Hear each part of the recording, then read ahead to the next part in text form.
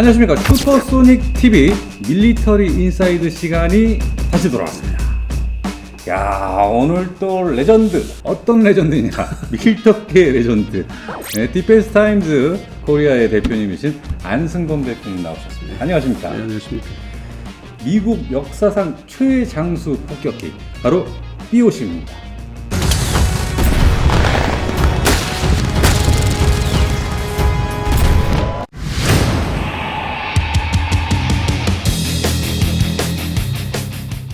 이 B-50이 늙었어요. 그 3대 폭격기. 예. 폭격기 중에 하나. 가장 나이 많은. 나이가 얼마나 됩니까?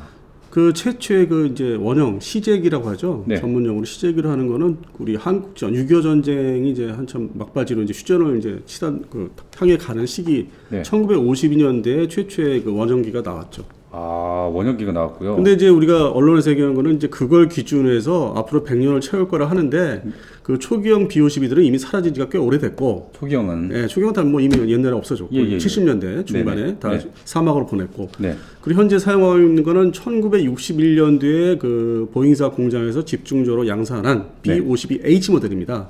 현재 있는 게요. 예, 그러니까 1961년도에 만든 거죠. 그러니까 자동차 뭐 연식으로 따지면 61년산. 그러면 이제 그로부터 계산을 하면은 현재 올해 2022년이죠. 그러면 이제 61살이 되는 건가요? 예. 그럼 앞으로 개량해서 더 쓴다고 합니다. 엔진도 교체하고. 그렇게 되면은 제가 예상하는 거는 이제 한 2040년대 말, 2048에서 2050년까지 저는 예상하고 있습니다. 그러니까 B2는 2032년에 퇴역할 예정이고, 네. 제가 알기로는. 네. 그리고 B1B는 2036년이면 퇴역하겠다 이러는데, 야, 어떻게 B-52가 2050년까지 사용할까요? 그게 좀 재밌는 얘기가 네. 그 베트남전 때 실전에 이제 투입이 되죠. 이 B-52가. 아, 예. 근데 그 당시에 투입된 B-52 그 버전은 네. 그 D형하고 F형이에요. D형, F형. 예, 그러니까 거의 중기형이죠. 네네. 지금은 존재하지 않는. 그 용산에 이제 가면은 우리 그 전쟁기념관. 네네네. 거기에 한 대 그 전시돼 있어요. 미국이 이제 줘서. 아, 예. 그게 맞습니다. 아마 D형인가 초기형, 초중기형. 아, 예. 초중기형. 근데 그 또 용산 전쟁기념관 그 마당에다 전시하는 거는 네. 이것도 뭐 미국의 자산이다 보니까 그 외부에 있는 뭐 여러 가지 센서나 뭐 기체의 특징들을 다 제거한 완전 단순 모형을 갖다 놨죠. 깡통이잖아요. 완전 깡통이죠. 예. 그 진짜 너무 단순한. 그래서 이제 그게 옛날 그 베트남전에 참전했던 모델인데 그게 빅벨리라고 해서 이제 내부 무장창을 이제 개조를 해요. 일반 재래식 폭탄을 네. 대량으로 투발하기 위해서. 네네네. 이제 그 핵무기 전용 폭격기였는데. 그래서 이제 다목적으로 바꿔서 사용한 게 이제 베트남전 1965년부터 73년까지 투입한 게 B-52 D형, F형. 그다음에 말기 라인베커 2라고 하나요? 네. 72년도 네네. 그 파리 평화회담을 이제 끌어내기 위해서 집중 폭격했던 막판에 그때 잠깐 사용한 게 G형. 예. 그래서 이제 그 걸프전 때 G형이 집중 투입됐고 H형은 소련하고 그 지금 냉전이 끝나기 전에 소련하고의 또 그 만약에 그 핵전쟁을 대비하기 위해서 네네. 그냥 비상대기 얼라드 비상대기만 시켜요. 그러니까 그래요? 비행 그 시간이 상대적으로 짧죠. 비상대기용이니까. 뭐 훈련을 많이 시킨다든지 그런 게 아니고 지상대기를 많이 시켰기 때문에. 그리고 네네. 61년도에 집중적으로 만든 기체들이고 102대를 이제 만드는데. 102대. 예. 그래서 뭐 그냥 막말로 네. 만약 이 전쟁 베트남전이 한참 진행되는데 얘는 놀고 있는 거죠. 본토에서. 예. 비상대기용으로. 그러니까 비행 수명이 그만큼 이제 많이 이렇게 아껴진 거죠. 그러면 베트남전 기간 때 주로 사용되지는 않았고 놀았기 때문에 그것이 장수 비결이다. B-52 시리즈 중에서 마지막 기체니까 최신형이고 엔진도 다르고 그 기체 시스템이 좀 달라요. 예. 그래서 이제 좀 그걸 아껴뒀죠. 사용을 안 했죠. 예. 아, 그래요? 물론 이제 이런 현상은 미국이 우리 6.25 전쟁 때도 마찬가지 그런 게 있었죠. 폭격기 그 전에 폭격기 3대 폭격기가 또 있었는데 예. 그때도 한반도에는 그 제일 그 속도가 느린 B-29를 집중 투입을 해서 좀 피해가 있었죠. 미그 15 전투기한테. 그런데 본토에는 이제 소련을 이제 대비해서 상정해서 네네. 핵전쟁 대비해서 B-50, B-36 그다음에 이제 우리 휴전 가까이 돼서는 이제 B-47이 이제 실전 배치되는데 3대 폭격기는 따로 이제 미국에 아껴놓고 있고 우리나라 한반도에서는 이제 B-29 그만 사용하고 있는. 그럼 그 당시 3대 폭격기면 뭡니까? B-29를 좀 더 이렇게 엔진 출력을 높인 거. 그 일본 대식물의 주역이었던 일본에 이제 핵폭탄을 투하한 예. 그 B-29를 좀 더 이렇게 확장. 네. 엔진도 좀 출력을 높여서 비행 속도를 높이고 네. 좀 더 멀리 가는데 근데 그래봤자 뭐 좀 이렇게 본토 대륙간에 이렇게 그러니까 미국 본토에서 소련의 본토까지 갈 수 있는 한 번에 갈 수 있는 정도는 안 되고 그 항속거리가 정도는 아니었고요. 네, 항속거리 짧고 B29가 있고 또 그러니까 B29의 개량량이 B50. B50, 예. 그리고 이제 별도로 다른 회사에서 이제 만든 게 네. B36 피스메이커. B36 피스메이커. 이게 이제 엔진이 처음에는 6개를 달아요. 프로펠러 엔진을. 오. 근데 이게 워낙 거대해요. B29 폭격기 아마 2.5배 사이즈가 그렇게 커요? 길어요. 일단은 몸이 길어. 오. 근데 엔진이 6개. 그걸 이제 띄우기 위해서.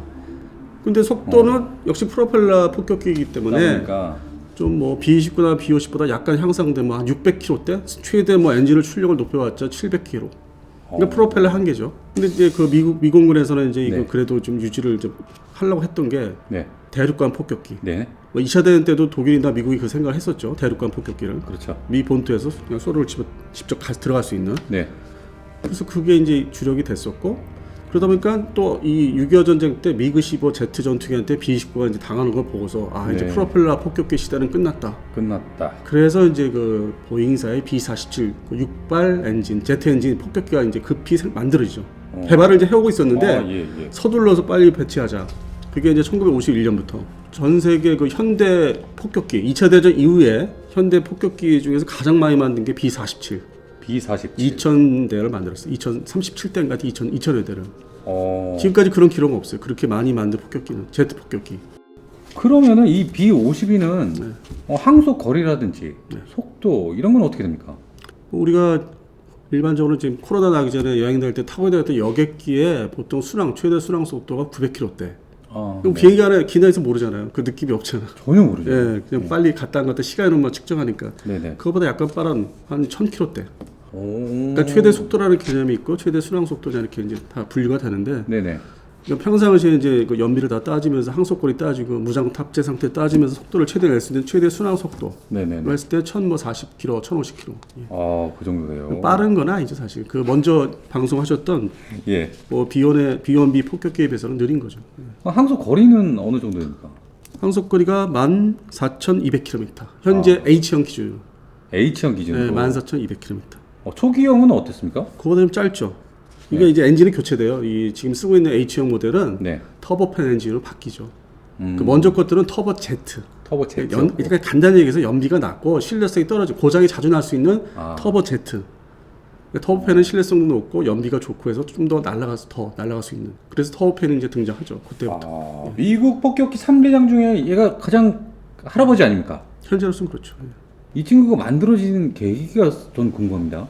그 B29로부터 다 출발해요. 미국의 폭격기의 어떤 그 실전 배치된, 그러니까 실전 배치되는 거. 네네. 그러니까 뭐 테스트에다가 사라진 것들 말고, 네네. 그러니까 선택이 되는 그 폭격기. 물론 이제 소련도 그 처음에 B29를 가져다가 자기네 땅에 불시착한 B29를 가져다가, 가져다가. 그 이제 극동에서 유럽 네. 전선은 아니고 극동에서 이제 네네. 그 일본 폭격을 하다가. 네. 그 블라디보스토크로 들어간다든지 그러니까 어쩔 수 없이 그 뭐 연료가 떨어져서 예. 아니면 이제 피탄 돼 가지고 빨리 네. 이제 좀 그냥 겨우겨우 이제 피해서 겨우 살아서 그게 이제 극동 지역의 소련 지역. 야 그걸 또 주워 먹었구나. 그래서 이제 그 사연은 이제 뭐 우리 여러 인터넷 뒤집으면 쉽게 나오는데 네네네. 그거를 이제 미국한테 돌려주지 않고 그냥 돌려주지. 승무원들만 저쪽 터키 쪽으로 이란 쪽으로 경유해서 보내주고 잘 먹여서. 야, 일단 고맙다. 이거 일단은 이제 니들 이거 몰고 와서 고맙다 아닙니까? 전쟁상으로 이제 그 당시에는 동맹이었으니까. 그러니까 대독일, 그다음에 대일본전은 이제 같이 하는 그런 이제 동맹국이었으니까 조종사들은 살려주고 잘 이렇게 대접해서 보내주고 폭격기를 안 낸다 그러고. 그러니까 이건 먹고 이건 안 돼. 뭐 이런 거 아닙니까? 그래서 그거를 이제 그 카피를 뜨기 시작하죠. 야. 그래서 결국 나온 게 똑같은 비행기 나와요. TU4, TU4. TU4. 네. 그러면서 그 당시 러시아에서 그 당시 소련이 그거를 이제 대량 양산을 할 줄 몰랐지 미국은. 아차했구나 그것 때문에. 그냥 뭐 카피를 뜨나보다 정도 이제 첩보에 의해서. 니들이 뭐 어떻게 하겠어? 뭐 근데 아주 이거 거꾸로 이렇게 역설계한다는 게 있잖아요. 예. 요즘 뭐 흔히 얘기하는 역설계한다고 북한이 뭐 잘한다고 하는. 그거를 이제 기본 기술은 있으니까 항공 사람이 있으니까 해가지고 양산 준비를 하고 동시에 1949년에 소련도 원자폭탄 실험에 성공합니다. 근데 이 1949년도가 역사적인 그 어떤 동서 진영의 대결이 시작인 게 일단은 베를린 봉쇄 1949년 본격적으로 봉쇄를 하고 네네. 두 번째는 이제 그 당시 중공이 중공이죠. 지금의 이제 중국 땅덩어리가 먹죠. 대만으로 쫓아내고 현재가 예, 그 국민당을 쫓아내고 그렇게 하면서 이제 동선 그 냉전이 이게 긴장이 시작되죠. 1949년도가 여러 가지 사건이 자주그라기 일어나죠. 그 뭐 그리스도 있었고. 네. 그러다가 1950년대 우리 한반도에서 6.25 전쟁이 발발하면서 본격적으로 이제 폭격기 전력을 혁신을 해야 되지 않나. 그러니까 일단 전술적으로는 B-29를 이제 한반도에 투입을 하고 본토에는 B-50, B-36 그리고 B-47은 좀 저기 생산 이제 막 시작을 하려고 그랬었고 1951년도부터 배치를 했는데 몇 대 안 됐어요. 네네네.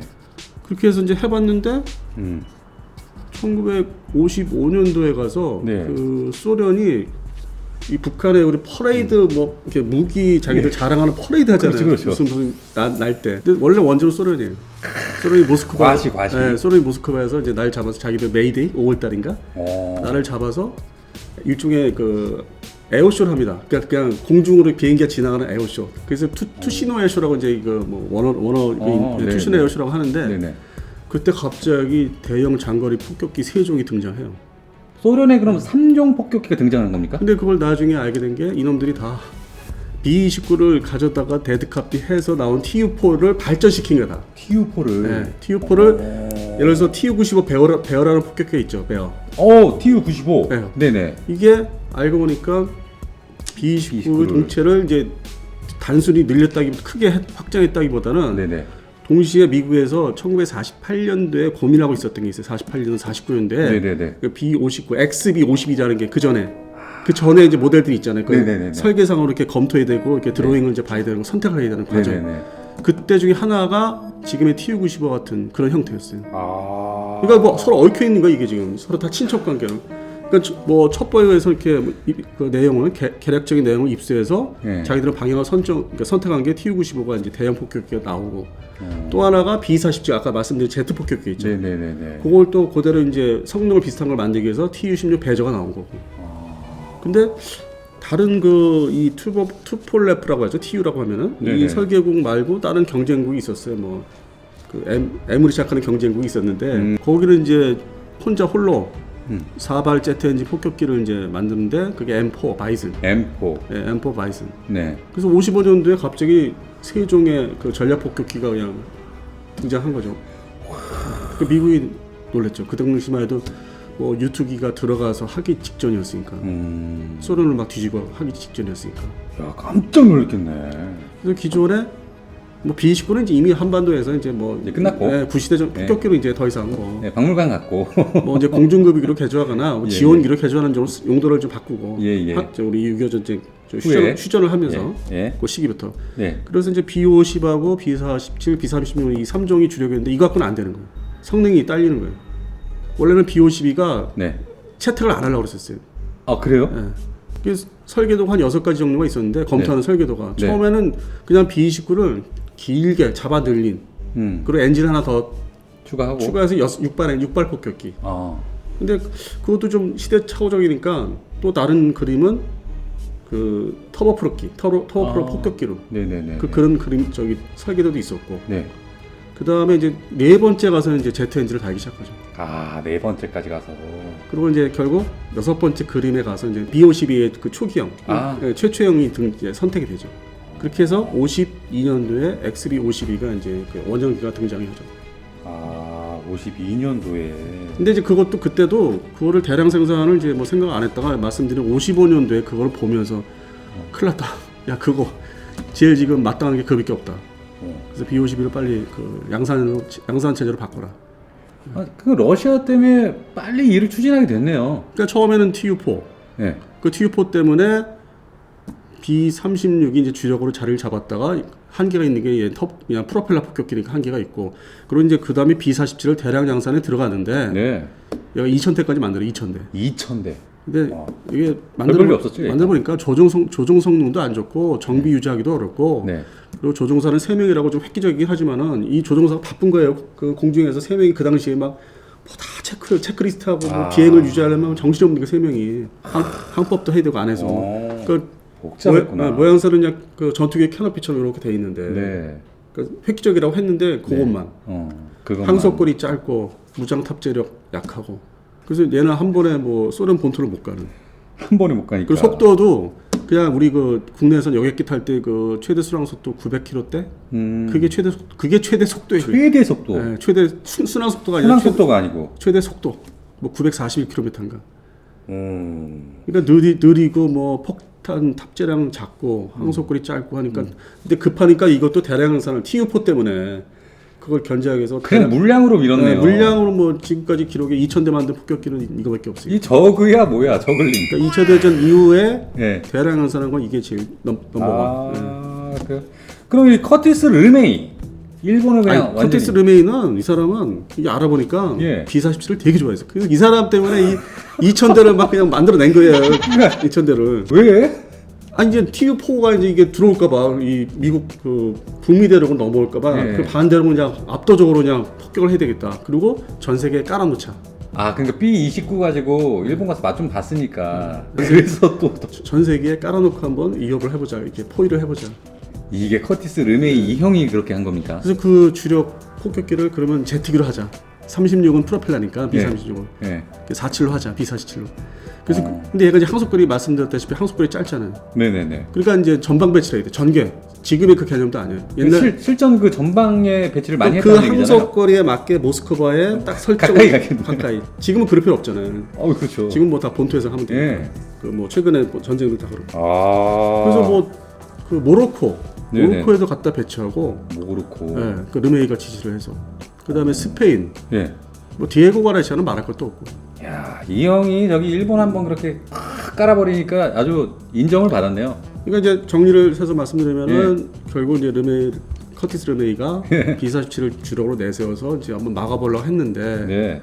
견제를 해보려고 했는데 그게 성능의 한계가 있어서 그 검토만 하고 있던 B-52가 이제 갑자기 등장을 하게 되고 그거는 이제 아까 말씀드린 1955년도 그 소련 폭격기 3종 세트가 등장하면서 아, 네. 그래서 이제 생산을 이제 들어가긴 하죠. 네. 그런데 이게 뭐 생산한다고 해서 바로 뭐 항공기가 만들어지는 것도 아니고 그렇다고 만들어졌다고 해서 바로 또 받을 수 있는 것도 아니고 또 교육 훈련 뭐 인수 절차도 있고 네.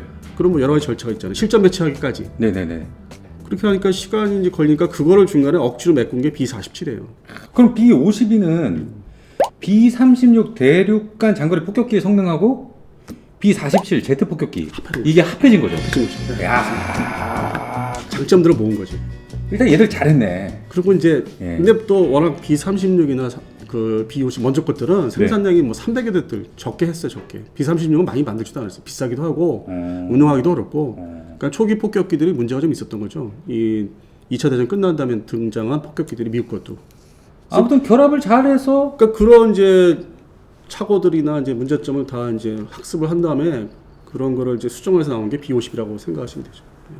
그래서 지금까지 뭐 그 후기형들 H형이 아직도 이제 사용되는 거. 그래서 1952년 XB-52 얘가 첫 비행을 했고 뭐 공교롭게 연도가 그 해당 그 기호하고 같은 연도 52년도. 그것도 47, B-47도 또 하필이면 47년도. 그냥 우연에 뭐 어떻게 순서를 나열하다 보니까 맞아 떨어진 거예요. 맞힌 거지. 아, 일부러 숫자를 그렇게 하려고 근데 했던 게 아니고. 그다음부터는 안 맞아. 전혀 안 맞지 않아요. 그 이후로는 안 맞아. 지금 저번에 방송하신 B1, B2는 그냥 원초적으로 넘어갔잖아. 1번, 2번으로. 그리고 또 최근에 이제 뭐 차세대 그 스텔스 폭격기를 그건 아예 저기 하잖아요. 21세기라고 해서 B21로 하잖아요. 아, 그게 그래서 21이에요. 그 옛날에는 좀 단순했어요. 옛날에는 레이더 말씀하시는 거죠? 옛날에는 그 당시에 번호를 어떻게 좀 맞춰볼까 그런 게 있었지. 지금은 F-35 갑자기 번호가 건너뛰듯이 F-18에서 그 F-22나 그런 데서 F-22에서 건너뛰잖아요. 네네네. 획기적으로 그냥 넘어가잖아. 그러면 XB-52 이후에 드디어 B-52 뭐 A형, B형 이렇게 나왔을 텐데 이렇게 뭐 소수 생산, 소량 생산한데 이게 초기니까 완전하지 않아요. 이게 모든 항공기들도 뭐 자동차처럼 그러니까 완전하지 않으니까 뭐 이것저것 이제 검토, 테스트해봐야 되잖아요. 뭐 장비들을 많이 들고 가서. 그래서 초기에는 그 소량 생산했다가 D형에 가서 대량 생산. D형에 와서야 177대인가 이제 생산을 해서 그게 이제 베트남전에 들어가죠. 드디어 써먹을 수 있게 된 겁니까? 그러니까 이제 미국이 생각을 한 게 55년도 그 모스크바 그 상공에서 비행기 이제 3종이 나타나면서 충격을 받은 다음에 그 그 B-47을 당분간 버티다가 빨리 B-50으로 넘어가긴 갔는데 예. 그러면서 동시에 또 개발한 게 예. 이 전에 이제 뭐 B1 폭격기 B2 얘기 하셨는데 그렇죠, 그렇죠. 그 다 형님들이 있었어요. 그 원래 아, 진짜 형님들? 예, 진짜 형님들이. 그러니까 이 어느 날 갑자기 B1이 나오고 B2 나온 건 아니고 그 뭐냐면 또 별도로 초음속 폭격기가 있어서 B58 허슬러. B58 허슬러? 네. 그거는 별도로 이제 개발에 생산하는데 초음속 마2. 야, 이게 말이에요, 지금. 안 대표님이 오시고서야 드디어 막 숨은 비사, 우리가 알지 못했던 뭔가가 지금 나오고 있는 것 같습니다. 복잡하잖아요. 근데 쏟아지고 있어요, 지금. 제가 볼 때는 너무 이게 혼란스러운 시기에 그 당시 그 미국 자신도 막 정리가 안 되는 거예요. 그러니까 하나의 모색기라고 해야 되죠. 이 제대로 된 그 전력을 정착을 시키기 위한 모색기예요. 그 뭐 오히려 소련, 그 당시 소련보다 미국이 더 심했어요. 그럼 따져보니까. 그래서 한쪽에서는 B-58 초음속 폭격기가 이제 등장해. 허슬러. 네, 허슬러 마2의 음속의 2배. 네. 근데 얘는 너무 그 당시에 선진적으로 개발하다 보니까 네. 안에 그 폭탄창이 없어요. 폭탄장이 없는 폭격기를 만들었어요. 예. 그리고 그러니까 단순한 폭격기를 만들고 그리고 이 폭격기가 이렇게 있으면 밑에 그 보조연료 탱크 다는 데 있잖아요. 중앙. 네네네네. 거기에 거대한 보조연료 탱크 형태의 그 파일런이 설치되는데 그럼 어떻게? 아니 그냥 외장이죠. 그냥 달고 다니게. 거기에 그 수소폭탄 4발. 딱 4발. 근데 그 거대한 포드에 4발을 이렇게 넣을 수 있겠지. 그리고 얘를 그 포드를 띄면은 네. 얘는 비무장 무장이 그냥 뭐 그냥 날아다니는 아무런 의미가 없어요. 날라. 그래서 한쪽에서 이제 B-58을 그렇게 해서 네. 배치를 이제 1960년대 실전 배치를 들어가죠. 그러니까 이제 그 전에는 내가 좀 이렇게 제가 네. 매니아 생활 초기 때는 좀 의아했던 게 아니 저렇게 초음속 마2자 음속이 2배짜리가 있는데 왜 쟤는 월남전 베트남전에 왜 안 투입을 아예 안 했어? 그러니까 왜 투입을 안 했어요? 그러니까 지금 말씀드렸잖아요. 얘가 단순한 얘가 속도만 낼 줄 알지 높이 날아다니면서. 실제는 그러니까 재래식 폭탄 이게 탑재하기가 개조하려면 골아픈 거예요. 그리고 별도의 비장의 카드 일종의 소련을 상대로 하려면 비장의 카드가 숨겨놔야 되잖아. 그러니까 6.25 전쟁 예. 때도 좋은 폭격기 있었는데 그 투입을 안 한 것처럼 하나 이렇게 꼽을쳐놔야 되잖아. 그게 다 네, 대략이 있었던 거예요? 6.25 전쟁 때는 B-19 가서 야 죽든지 말든지 해봐. 너는 가서 해봐. 이걸로도 될 수 있어 했는데 미그15가 그냥 등장하면서 그냥 작살이 났죠. 그때 격추된 게 18대인가 18대 B-29가 미그15 전투기한테만 직접 격추된 거. 아주 개박살이 났구나. 근데 이걸 다시 반복을 합니다. 미공군이 또. 왜 또 반복을 해 얘네는? 베트남전 때. 그러니까 뭔 생각으로 이제 했을까? 1965년 베트남전이 시작이 되는데 그때부터 투입을 하는데 네. 뭐 아크라이트라는 그 이름 작전명이. 네네네. 그래서 73년에 이제 뭐 롤링 썬더도 있었고 그다음에 그 라인베커드 2까지 네네. 이제 계속 작전명이 있었죠. 그 북폭 공습하는. 예. 이렇게 투입을 이제 해서 써먹긴 하는데 했는데? 그때 주력은 이제 아까 말씀드린 D형, F형, 나중에는 G형이고. 네. 그러면 이제 왜 얘네들이 이걸 투입했을까? 안 해도 되는데. 왜 그랬을까요? 저기 있었잖아요. 네. 쿠바 사태. 쿠바 사태가 1962년도인가요? 쿠바 사태가 있었어. 네네네. 그 다음에 중공 당시의 중공이 네. 1964년대 핵실험에 성공해요. 그러니까 제가 이제 뭐 추정하는 거지만은 네네. 6.25 전쟁 때는 현재 중국의 네. 왼쪽 한반도에서 이 B-19가 와서 위협을 했단 말이야. 그렇죠. 네, 불안하게. 네네.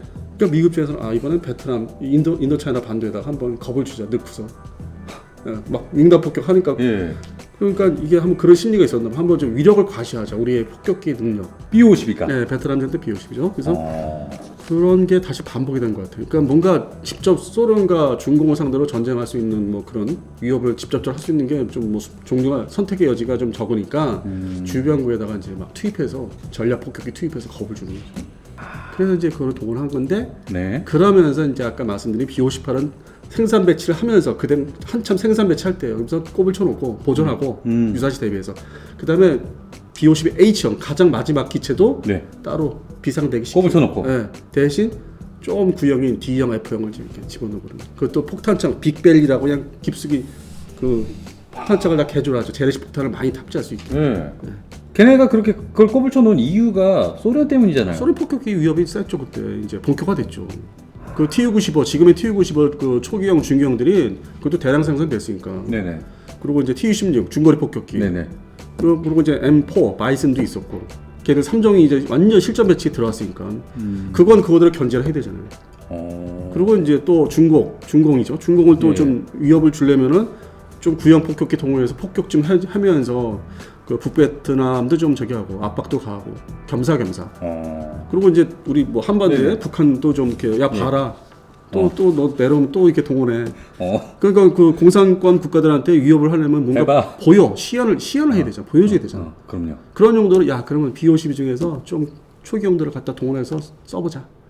그리고 이제 이거를 테스트해 보면은 뭔가 우리가 좀 알게 된다. 새로운 차세대 폭격기 개발할 때 어떤 장단점을 좀 도출해서 좀 거기다 적용하자. 그래서 1965년 6월 아크라이트 작전. 이때 투입하려고 얘가 대폭 개량이 돼요? 폭탄창을 다 저기 하죠. 재래식 폭탄창 위주로. 그때는 뭐 정밀 그 유도 폭탄이 없었으니까. 네네네. 그래서 뭐 대표적인 게 M127 340kg짜리인가요? 네네네. 그게 좀 일반적으로 무거운 폭탄이죠. 그게 탑재가 좀 중심이 되고, 그 다음에 이제 그 MK 계열, MK 뭐 82, 84 그런 계열을 이제 탑재를 하죠. 근데 처음에는 그렇게 해서 개장해서 이제 탑재해 보니까 이것도 좀 모자란 거라. 그래서 이제 야 F형에다가 좀 이렇게 확장을 해보자. 성능을 좀 폭탄을 더 달 수 있게끔. 그래서 F형에 가서는 38톤까지 늘어나요. 38톤까지. 그 먼저 번에 방송하실 때 B1이 뭐 최대 폭장량 말씀하셨잖아요. 네네네. 뭐 하여튼 뭐 이 당시에는 얘가 제일 많이 탑재했던 거죠. 당시에는. 네, 나중에 B1B가 이제 최고의 탑재량을 과시하지만. 저는 한 27톤 정도인 걸로 알고 있는데 그게 이제 그게 이제 38톤으로 확장이 됐네요. 그러니까 뭐 아크라이트 작전 때 그 D형 폭탄차 개조한 데서 이제 탑재할 수 있는 게 최대. 그 이제 여기도 있어요. 날개 그 파이런들이 있어요. 거기도 이제 개조해서 다 합해서 몸에도 넣고 날개도 달고. 온몸에 달았네. 그래서 이제 112발까지 달고서 들어가서 이제 막 그냥 떨구는 거죠. 그 북베트남 쪽에는. 65년에서 73년까지 베트남전에 이 B-52 D형, F형, G형 세 가지 버전이 이제 출동을 해가지고 126,615개를 출격합니다. 12만. 와, 엄청나게 출격했네요. 그리고 폭탄 투하가 260만 톤. 260만 상상해 한 거. 260만 톤이 어느 정도 양인지. 뭐 어떻게 해야 돼? 한 나라를 그냥 아예 그냥 씹어먹을 정도 됩니까? 우리 뭐 저 유럽의 2차 대전 때 폭격 사례 아니면 일본의 뭐 소위탄 투하, 뭐 한반도의 원산 폭격 뭐 이제 그런 걸 얘기하는데. 이거는 뭐 더 그게 다른 거죠. 더 그냥 더. 자, 그런데 제가 이 얘기 듣고 제가 깜짝 놀랐습니다. B-52가 운용이 되면서 지금 뭐 극초음 미사일이 뭐 이렇게 지금 대세 아닙니까? 그런데 이 순항 미사일의 원조, 순항 미사일의 큰형님이 탄생했다면서요? B-52 때문에? 57년도경에 그때 B-52를 이제 본격 양산 들어가면서 지금은 이제 극초음속 미사일만 많이 얘기하잖아요. 그러니까요. 그 형님격 원조가 완전 원조. 초음속 미사일. 공중 발사 초음속 미사일. 그게 이제 AGM-28 하운드 독이라고 있어요. AGM-28 하운드 독. 요거는 이제 그 날개 외부 그 주날개 파이런에 왼쪽에 하나, 오른쪽에 하나, 두 발. 야, 하운드 독. 근데 이게 완전히 이거 만든 사람이 저기 엘비스 프레슬리를 굉장히 좋아했나 봐요. 나ting 하운드. 이거 아닙니까?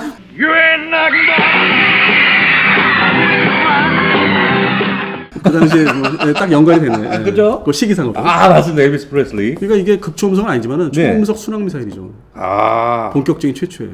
최초군요. 음속의 2배.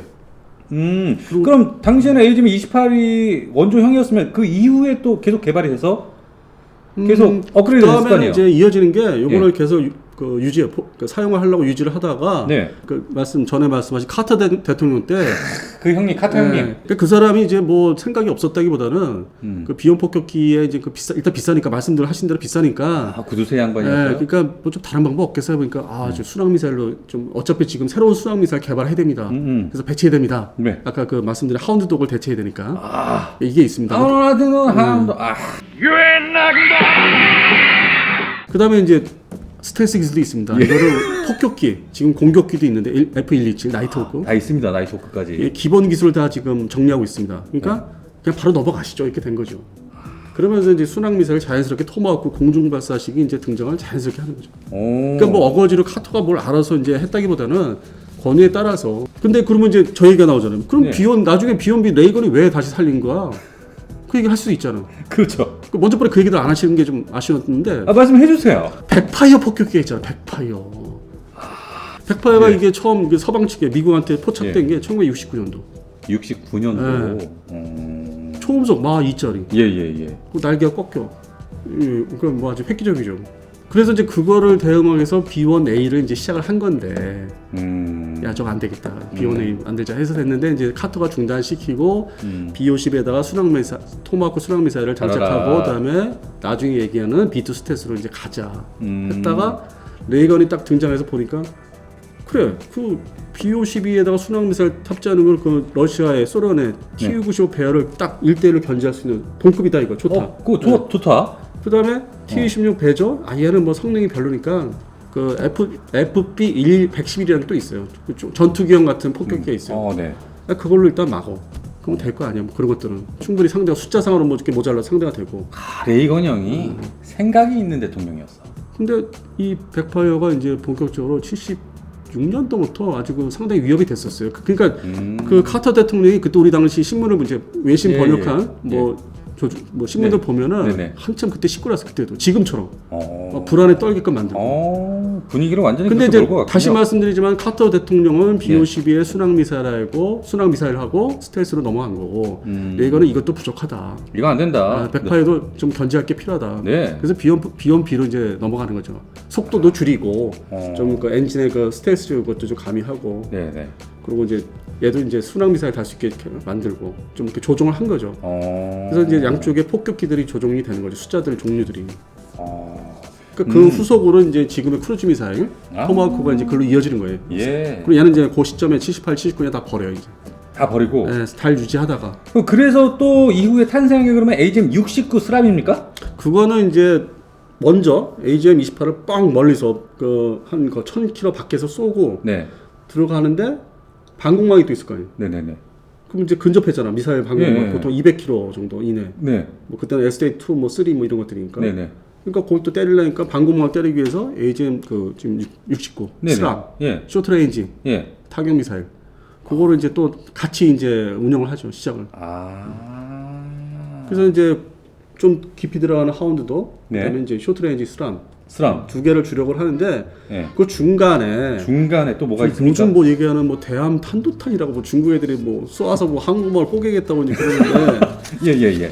근데 이게 미국하고 영국이 이미 그 1950년대 말하고 60년대 초반에 스카이볼트라는 공중발사 탄도탄 공중에서 투발하는. 그러니까 지상발사 미사일들은 이게 자기 몸을 올리려니까 힘이 들자 막 추적해서 올라가야 되잖아요. 힘들게 올라가요. 그러면 그만큼 연료 소모하면서 항속거리가 조금씩 뭐 이렇게 먹는 거잖아요. 근데 공중에서는 내려오는 거니까. 내려오는 거잘 되게 이것만 잘 되면은 멀리 가잖아요. 그러니까 이게 위협적인 거죠. 공중발사 탄도탄은. 그럼 AGM-28, 69, 48 스카이볼트까지. 그러니까 스카이볼트를 이제 도입을 하려고 그랬는데. 그 전에 이제 말씀하신 뭐 커티스 르메이 장군 같은 그런 얽힌 인간들이 있잖아요. 사람들 장군. 그럼요. 르메이 형. 알력이 있잖아. 미국 내에서도. 좀 힘 좀 부린다는 형들. 그러니까 이제 미국 내에서도 뭐 힘들게 폭격기를 뭐 그렇게 꼭 뭐 돈 따로 해야 돈 들여서 되냐? 지금 뭐 저기 폴라리스 미사일, 수중 발사, 잠수함 발사 탄도탄도 이제 배치가 되고 있고. 그다음에 그 타이탄 2 로켓도 이제 대륙가 탄도탄도 배치가 되고 있고. 그다음에 미니트맨 그 당시 원이 이제 막 등장할 때 60년대 초중반에. 그러니까 이거만 간단하게 해줄 수 있는데 뭐는 뭐 이거 또 별도로 이런 미사일까지. 이거 중단하자. 요건 돈 빼서 딴 데 쓰자. 물론 이제 베트남전에 들어가는 그 전비가 있잖아요. 그러니까 이것저것 돈을 이제 돌려서 빼서 좀 쓰려면은 그 중에서 좀 순위가 낮은 거를 일단 중지시키죠. 그럼 스카이볼트도 그럼 1964년에 그래서 개발 중지가 된 거네요? 영국과 같이 이제 실전 배치를 하려다가 중지시켜요. 다른 계획으로 또 넘어가죠. 다른 항공이나 뭐 다른 미사일 쪽으로. 그 이후에 그럼 B-52G 옛날에 냉전 시절 때. 그러니까 70년대. 70년대 먼저 후반부터 그러니까 이제 레이건 시절 때부터 본격 그 소련의 그 발틱 함대인가요? 같은 그 저기 북해 함대. 발트 함대. 걔들 이제 그 당시에는 항공함의 계획도 있었으니까 키예프급 같은 거. 기어 나오잖아. 지금 같은 상황처럼 위협을 하려고 훈련한다고. 그럼 저게 만약 실전으로 들어가면은 저걸 뽀개야 되잖아. 무조건 뽀개야 되는 거죠. 그래서 이제 또 폭탄차를 개조해요. 그리고 하푼이 그때 그 하푼 대함 미사일이요? 그 이제 실전 배치됐죠. 하푼은 이제 그 배에서 쏘는 거는 배치가 된 상태고 공중 투발이 이제 개발이 이제 막 되고 있었거든. 그래서 이거를 B-52G에다가 한번 달아볼까? 폭격기니까. 그러니까 지금의 뭐 저기 얘기하셨잖아. 이거를 B52G에 달아보기 위해서. 그러니까 이제 이게 다 역사가 흐름이 있는 게 저번에 그러니까. B2B1 때 뭐 엘라즈 뭐 제즘이라 얘기했잖아요. 지금 이제 그걸로 다 들어갈 거라고. 네. 이게 원조는 하프니 공담이 있었어요. 아. 그 노르웨이 앞바다에 이제 그 상공에서 네. 대기하는 거예요. 뭐 보통 뭐 14발까지 장착하고 이제 막 선회 비행하고 이제 대기하고 이제 B52G가. 예, 이제 또 내려오면은 만약에 전쟁 그 우발 사태가 생기면은 이제 한국마음을 격파해야 되니까. 그런데 이 B52가 소련의 미그 21을 2대나 격추했다고. 베트남전 때. 웃기는 게 요즘 평상시에 어떻게 폭격기가 미그 21을 2대 격추합니까? 러시아 폭격기가 남하하잖아. 남하했다가 싹 돌아 올라가죠. 다시. 중국 폭격기 또 이렇게 해서 올라가잖아. 올라갔다 또 예. 돌지. 그럼 우리가 전투기들이 발진해서 이렇게 쫓아다니잖아. 그 왜 그러냐면은 스크램블 폭격기 왜 그걸 해야 되냐면은 네. 몇 대 안 되는 폭격기 들어오면은 그냥 제가 몸속에 뭐가 있는지 모르잖아. 알 수가 없죠. 원폭인지 재래식 폭탄인지 네. 모르잖아요. 네. 떠가지고 이제 뚝 떨고 그냥 그쪽 해당 지역은 그냥 다 그냥 폭삭. 전멸이죠. 그러니까 이 러시아 폭격기나 중국 폭격기가 이렇게 뜨면은 저 새끼가 뭔 짓 할지 모르니까 진짜 갑자기 알 수가 없으니까. 말 그대로 진입해가지고 한반도에다가 뭐 투하하면은 뭐 망하잖아요. 진짜. 그러고 나서 그 다음에 뭐 얘기하면 뭐 하겠습니까? 일단 경기를 해야 되잖아. 그러니까 그런 차원에서 이제 스크램블이라는 걸 해가지고 이제 옆에 따라붙어요. 네. 그리고 이 스크램블 역사가 뭐 전투기 종류가 별것들이 급하니까 막 옛날에 해리어도 막 한국만 있을 때 해리어도 막 이 러시아 폭격기 쫓아내기 해리어가 그거를 쫓아내기가 쉽지 않은데 그 조그만 코딱지만한 어쩔 수가 없었지. 그러니까 그 정도로 스크램블이 무서운 빨리 해야 되는 거예요. 무섭군요. 근데 쫓아다니는데 이 실전에서도 베트남의 그 북베트남의 공군 조종사 미그 12 조종사가 네. 두 놈이 그러니까 시기가 달라요. 한꺼번에 두 대 격추된 게 아니라 시기가 나눠져 있어요. 나눠서. 이 미사일 아톨 소위 그 열추적 미사일을 그냥 뒤에서 쏴야 되는 거로만 생각. 그러니까 성능이 낮으니까 그 당시 그 적에서 추적 미사일은 성능이 낮으니까 꼭 뒤로 가서 이렇게 조준해야 되니까 엔진 그 배기 예. 잡으려고. 네. 뒤로 붙은 거예요. 미그 21이. 근데 뒤에 기관포가 그것도 세이버 전투기에 달려있던 그 M3 기관포 4門이 딱 있대요. 그러니까 조준 그것도 원격 그 조종석에서 이렇게 조종이 되거든. 그러니까 조준을 해서 그냥 와 쏘니까 그냥 갑자기 그냥 불떡. 그 M3 사연장. 그게 세이버 전투기에 달렸던 기관포입니다. 아, 그러니까 우리가 지상군이 돌아서 뒤로 지상군이 우리가 쓰는 거는 M2라고 그러고 그 12.7mm 네, 50 캐리바는 네. 그 항공기에서 사용하는 거는 M3라고 M3. 예. 그거는 좀 틀리죠. 개량을 좀 한 거지. 한 대로 끝이면 뭐 그럴 수 있다 하는데 또 한 번에 실수를 하지. 그 북베트남 공군의 조종사들이 두 번째 또 그런 일이 있었고. 그래서 이제 요거를 이제 미군군에서 딱 재미를 본 거잖아. 재미를 봤죠. 야, 근데 이거 뭐 시대착오적으로 12.7mm 가지고 이게 좀 거리상에 이게 사거리가 또 있으니까 더 멀리서 그냥 한 번에 그냥 끝내버리려면은 안전을 그러니까 이격거리 떨어진 거리를 하려면은 야, 좀 더 좋은 기관포 달자. 그 발칸포 달아 20mm. 20mm짜리요? 그것도 무인 완전 원격 조종으로 그 레이더 조준도 할 수 있게끔 막. 아, 그래서 B50에다가 나중에 그 G형, H형에 이제 H형 가서는 완전히 발칸포도. 근데 그것도 70년대 그렇게 해봤는데 또 시대상으로는 너무 이제 미사일이 정밀화되니까 지대공, 공대공이 야, 이게 되겠어? 이거 무슨 용도가 뒤늦게 달았는데 안 붙을 것 같은데 그 북베트남 사례가 있어서 그래서 나중에 뛰어요. 그 90년대 들어와서 뛰어버려요. 아, 뛰어버려요. 냉전 끝나고. 예, 지금은 없어요. 이 나이머 폭격기가 왜 지금도 또 더 쓴다고 하는지 나도 처음에 좀 이해가 안 됐어. 예. 그 지금 방송 미리 그 먼저 하신 B1, B2 좋잖아요. 성능들이. 그래서 저 B52J가 나올 예정 아닙니까? 이제 그 엔진은 선정됐죠. 작년 연말 하반기에 그래요? 엔진 선정이 됐어요. 그것도 한 20년 끌었어요. 엔진 바꾼다 만다. 다 돈 문제. 돈 뭐 여기저기 아프간 전쟁, 이라크 전쟁에 그 전비가 들어가니까 그런 건 이제 손도 못 대고 20년을 끌다가 이제서야 작년 하반기에 9월인가 10월에 결정을 해요. 아, 이제 바꾸자 엔진. 앞으로 뭐 2040년대 후반, 뭐 2048년, 뭐 2050년까지 가려면은 엔진 바꿔야 된다. 더 이상 못 버틴다. 왜냐? B52 현재 H형의 엔진이 몇 개라고 생각하세요? 4개. 8개요. 아, 8개입니까? 그러니까 그게 그냥 단순하게 보면 이게 엔진 단 방식이 4군데잖아. 그러니까 4개로 보이지. 이거 하나에 2개씩이야. 하나에 2개씩이에요? 이렇게 2개씩. 하나에 2개씩. 와, 이거는 그래서 8발 폭격기. 근데 이제 8개 엔진을 장착한 8발 폭격기인데. 아, 8발이었구나. 말도 좀 안 나와요. 8발. 8발. 근데 그 전에 또 10발도 있었어. 18 폭격기. 그 B36. 러시아 폭격기에서도 없는 전례지. 그렇군요. 그러면은 B52J부터는 어떻게 바뀝니까? 그 롤스로이스사의 그 F130 F130 엔진으로 바뀌죠. 요게 이제 연비가 좋은 거예요. 그럼 항속거리가 굉장히 아니, 일반적으로 늘어나네. 자동차처럼 연비 좋은 거로 생각하시면 돼. 그러면 이제 멀리 갈 수 있잖아요. 연비 좋으면 효율적으로 이렇게. 그럼요. 그럼 요즘에 우리가 타고 다니는 여객기 엔진 있잖아요. 요즘 거. 네네네네. 그거 생각하시면 돼. 요즘에 타워파 엔진 좋은 거. 아, 그래요. 근데 그러면서 항속거리가 현재 14,000km인데 이 엔진을 바꿈으로 인해서 얼마나? 거의 2만 km 가까이. 그러면 저도 이제 인상적이었던 게 두 분이 얘기하신 것 중에 예. 본트에 떠서 그냥 한 번에 뭐. 대륙으로 넘어가는. 근데 실제로 B2가 예. 그 당시에 그 폭격할 때 그 저번에 얘기하신 내용 중에 5번을 공주급을 받더만 5번을. 아, 근데 받아야죠. 근데 예. 얘는 이제 한 번에 그렇게 2만 km 달리자. 한 번에. 물론 폭장량이 뭐 좀 이렇게 연관을 거기에 따라 또 뭐 줄어들 수 있는데 예. 한 번에 가서 폭격하고 그냥 뭐 저 지금 영국의 페어포드 기지로 그냥 바로 내리자. 그러니까 본토 마이노트 기지, 네네. 소위 그 강철 B2에 나오는 그 소위 그 뜨는 그 예. 마이노트 기지 뭐 이렇게 네. 나오더라고요. 그래서 네네. 거기서 떠가지고 이 태평양을 건너서 뭐 이제 인도양 건너서 중동 건너서 그쪽 지역을 이제 폭격을 한다면 하고 영국의 페어포드 기지, 그 에어타투하는 페어포드 기지에 딱 내릴 수 있고. 그럼 엔진이 지금 현재 8개인데 좀 줍니까? 4개. 당연히 4개를 줄여야죠. 아, 심플하게. 그냥 하나씩. 줄여야지. 네. 딱. 그럼 8발이라는 건 아주 드문 아주 유일한. 야, 대단하네. 8개였구나. B36 4개인 줄 알았어요. B36J는 10발이지만 걔는 하이브리드, 요즘 말하는 하이브리드 폭격기. 어. 그럼 되게 좋은 거 같죠? 예, 왠지 좋은 것 같습니다. 프로펠러가 6개 엔진인데 힘이 딸리니까 네. 세이버제트 전투기 엔진을 또 달어. 여기다 또 2개씩 묶어서. 그래서 10발. 그래서 10발. 이게 무거운 몸을 이룩하게. 그래서 10발 그게 유일하고 8발 얘도 유일한 거죠. 아, 그렇군요. 근데 이 B-52J에는 또 이 대단한 순항 미사일이 장착 예정이에요?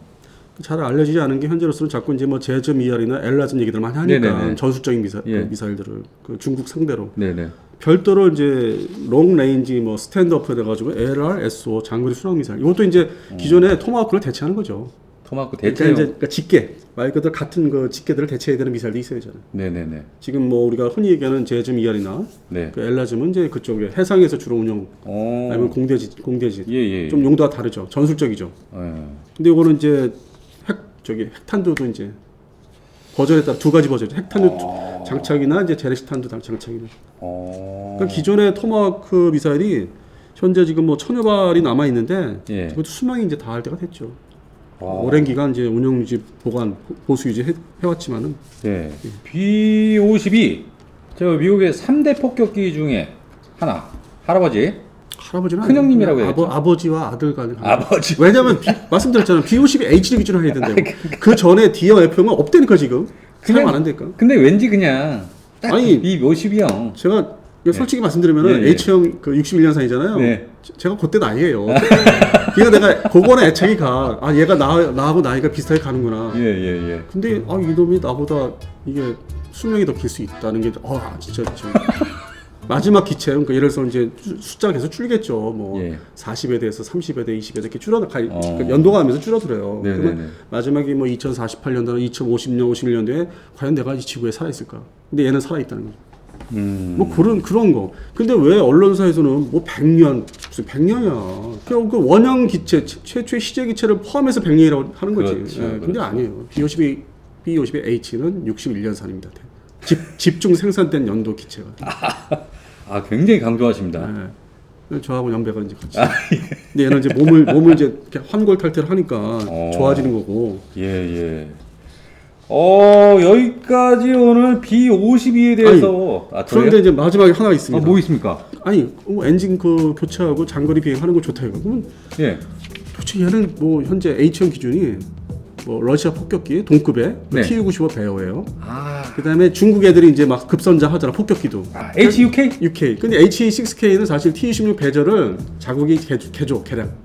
엔진도 좀 바꿔보고 내부도 이렇게 좀 이렇게 확정도 해보고 뭐 좀 설계 다시 한번 해보는 거죠. 좀 적당히 항공 그 역학에 맞게. 네네네. 그러니까 이제 동급이 3대 폭격기로 되는 거고 다음번에 이제 뭐 방송하게 될지 모르겠는데 뭐 준비 상태에 따라서 어떤 거요? B-21. 그 맛은 따로 있어요. 스텔스로. 예, 그러니까 러시아나 중국의 그 스텔스 폭격기 맛은 따로 있어요. 그러니까 그건 거기에서 이제 테두리에서 얘기하면 되고. 네네. 그러면 아음속의 재래식 폭격기의 맛수는 러시아는 러시아는 Tu-95 MS. Tu-95 MS. 그러니까 버전 이름이 MS예요. MS. 예. 뭐 마이크로 소프트웨어인지 하여튼 뭐 MS. 네.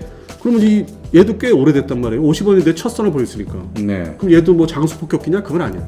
그건 얘도 계속 업그레이드 되지 않았겠습니까? 아니 소련 애들이 이게 기계 그게 네. 좀 오래 사용 못하는 게 있잖아요.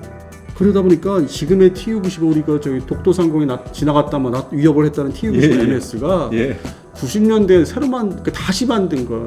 그러니까 옛날 설계도를 그냥 가져와서 다시 그냥 재료 사다가 재료 가지고 다시 그냥 구형 폭격기를. 아 개량형이 아니고. 네. 아니 개량은 이제 소소하게 했지 작게 했는데. 했지만 그걸 뭐 굳이 개량됐다고 볼 수는 없지 않습니까? 껍데기는 동일한 거죠. 그러니까 이렇게 쫙 지나갈 때 이렇게 옆에 스크램블 나가서 이렇게 쫓아오다 보면 똑같은 거죠. 아 딱 그 녀석이다. 저는 근데 세부적으로 이제 센서들이 뭐 밑에 어디 붙으면 이제 그걸 전문적으로 촬영해서 찍더라고. 아 저거는 뭐 MS형이다. MS 뭐 1형이다, 2형 뭐 이렇게 나눠지겠죠. 아니면은 TU 140이라는 것도 있으니까 아예 해상 초계기도 있으니까 그런 용도로는 식별하는 건 좀 자세한 내용이고. 아 그게 B52의 러시아는 TU-95 MS. 그럼 중국은 뭡니까? H6K 맞습니다. H6K. 근데 그 전에 아까 이제 우리 스크램을 나가서 이제 그 베트남 전에 그 미그 11 격추된 거 얘기하셨잖아요. 네네. 네. 근데 얘네가 TU-95 MS가 아직도 그 기관포를 가지고 뒤에 가지고 있어. 안 없앴어요, 얘네들. 아 그래요. 이거 뒤따라가다가 조심해. 이게 평상시에 그런 뉴스를 보면은 저 새끼들이 갑자기 치고 들어오면은 핵폭탄 투발할 수 있는 거죠. 만약에. 그럼요. 네. 아니면 전투기가 그래도 방심하고 뒤로 붙었다. 그냥 끝장나는 거죠. 그 사례가 있잖아. 미그 21 사례 나는. 평시 사례를 생각하고 만약에 이 뒤에 있는 사수가 그 손도 흔들더라고요. 얘들 보면. 얘네는 저기 타요. 안녕. 타요. 아 진짜 그 서로 막 손 흔들고. 얘네 왔니? 약 올려 약. 이렇게 막 미치쳐 누르면은. 작살나는구나. 그러니까 이 정도로 이제 그 혁신이 안 돼 있죠. 근데 얘는 항속거리가 맞먹어요. B-52H하고 15,000km. 세네요. 그리고 순항 미사일이 16발. 16발. 근데 그에 비해서 저기 중국의 H6K는 어떻습니까? 걔는 이제 뭐 말할 가치가 좀 나죠. 일단 개밥입니까? 얘는 바탕이 TU-16 배저니까 얘는 저게 미디엄급 원래는 미디엄급 폭격기라고 헤비급이 아니라고. H6K 굳이 그러니까 아니 지들이 뜯어 고쳤다 하더라도 엔진을 바꾸고 별짓을 다 해도 한계가 있는 거예요. 얘는 항속거리가 6,000km예요 최대. 그러니까요. 얘가 뭐 그럼 6,000km면 미국 가요? 6,000km가 뭐예요? 6,000km가? 6,000km면 뭐 2분의 1도 안 되잖아요. 뭐 하와이를 지금 넘어가서 거기서 공중순항 미사일 발사할 수 있을 거예요. 안 되죠. 그리고 이제 순항 미사일 몇 발? 6발. 근데 이게 이 중국의 순항 미사일이 뒤져보니까 한편은 이 우크라이나가 문제예요. 웬만한 이 저기 중국의 그 기술들이 웬만한 게 뭐 엔진 기술도 그러고 우크라이나에서 많이 사와. 아 그래요? 우크라이나는 또 팔어. 그러니까 어떻게 보면은 그 냉전 시절 때 소비에트 체제 때 관리를 할 때는 그렇게 유출이 안 됐잖아. 근데 얘네들 우크라이나가 그렇게 지금도 파먹고 이렇게 해서 결국 중국의 그 좀 기술이 좀 발전된 그 계기가 있어요. 그다음에 그 항공모함에 탑재된 J-15 타고 그쪽에서 통해서. 그래서 한편으로는 우크라이나가 좀 한번 하여튼 좀 미묘해. 그건 뭐 다음 시간에 다른 얘기를 하시고. 그래서 이제 아음속 폭격기에서는 뭐 중국제는 아직 힘들고. 그래서 이제 저희가 그 잠깐 이제 B-21 레이더스 얘기 이제 제목을 말씀드리잖아. 그러면 그 스텔스 폭격기 3종을 또 얘기해야 되는 이유가 얘기를 해야 되는 게 러시아는 돈이 없어서 아직은 이제 내놓지를 못해. 가지고는 있어 설계도를 뭐 해가지고. 그러니까 정체를 아직 안 드러내. 근데 중국은 이제 드러난다고 광고 소위 그 홍보 카피 그림까지 미국식으로 베껴. 다 뭐 이런 거 이렇게 덮어 씌운 거 똑같아. 그 광고 카피 그림이. 아주 그것까지 카피. 그러니까 카피의 대국 아닙니까? 그런데 뭐 그거는 이제 외형적인 얘기고 실제적인 얘기가 올해 연말. 연말이면 미국의 레이더스나 그 중국의 뭐 홍찬지 뭐 하여튼 홍시 폭격기가 다 이렇게 드러난대요. 공개를 한대. 공개를 한대. 그 1호기. 나 태어났어 하면서. 스텔스 폭격기가. 그러니까 연말 연초. 그러니까 22년도 연말 연초, 23년도 넘어가면서 이제 드디어 정체를 중국이나 미국이 이제 딱 보여주고. 그래서 이제 스텔스 시대로 넘어가긴 하는데 불구하고 또 이렇게 아음속 폭격기들은 같이 또 가지고 있으려고 하는 거예요. 동시에 유지를 하려는. 그러니까요. 저희가 또 앞으로 갈 길이 멀어요. 또 해야 될 것들이. 아니 뭐 제가 오늘 뭐 말씀드린 얘기 저는 두서없다고 생각하는데 그래도 뭐 편집 잘 해주시고 좀 이렇게 보시는 분들이 좀 편하시다면은 뭐 색다른 이 무기 저기도 발전사들 뭐 그런 얘기 할 게 많아요 지금. 그럼요. 걸프전에서 미국이 뭐 예를 들어서 걸프전 미국이 그냥 뭐 신무기가 나온 것 같죠. 아니죠. 야 마르지 않는 셈 안승범 대표. 다음 시간에 또 한번 좀 털어보죠 또 저희. 알겠습니다. 김대영 긴장해라. 우리 김대영 씨 잘해요. 비트 재밌게 봤습니다. 아주. 좋습니다. 다음번에 더 알찬 방송으로 여러분 찾아뵙겠습니다. 여러분 감사합니다.